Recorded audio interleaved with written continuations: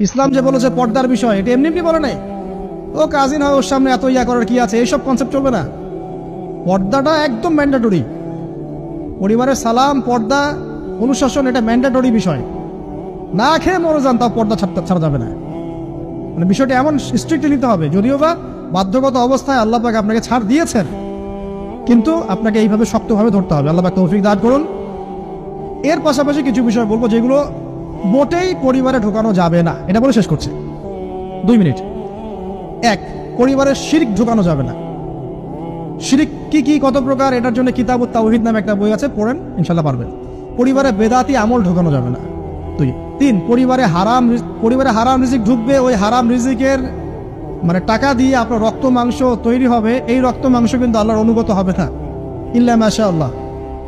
হারাম রিজিক থেকে দূরে থাকতে হবে। পরিবারের মধ্যে ক্রন্দল যেন না থাকে, এই চেষ্টাটা আপনাকে করতে হবে। বললাম তো, এটা অ্যাভয়েড করার জন্য আপনি আল্লাহর হয়ে যান, নসিহত করেন, হাজার নসিহত করেও যদি কাজ না হয়, আপনি নিজে আসহাবুল কাহাফ হয়ে যান, তাও ভালো।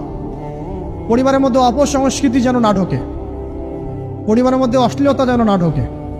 পরিবারে এখনকার চলমান যে ফিতনাগুলো চলছে, এই যে ডিভাইসের মাধ্যমে, গেমিং এর মাধ্যমে, এই যে আপনি বলেন পাবজি টাবজি, ফ্রি ফায়ার, হাবিজাবি, হ্যাঁ, ইন্টারনেট সেকশনের যে নগ্নতা, তারপরে অনলাইনে যে জুয়া ঢুকেছে, লুডু ঢুকেছে, কত কি ঢুকেছে, আমি আসলে এগুলো শুনেছি, আমি দেখিনি এগুলো কিছু, আমি যা শুনি এগুলো।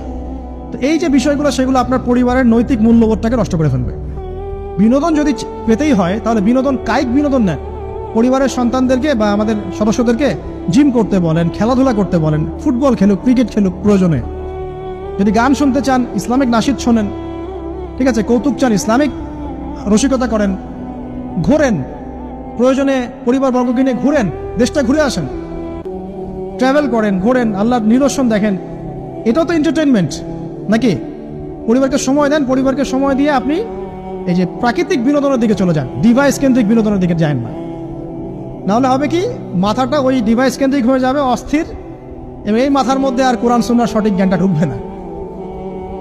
তো এই কাজগুলো যদি আমরা না করি, ইনশাআল্লাহ পরিবার ভালো হবে। আল্লাহ রাব্বুল আলামিন আমাদের সবাইকে আদর্শ ইসলামিক পরিবার গড়ে তোলার তৌফিক দান করুন, আমিন।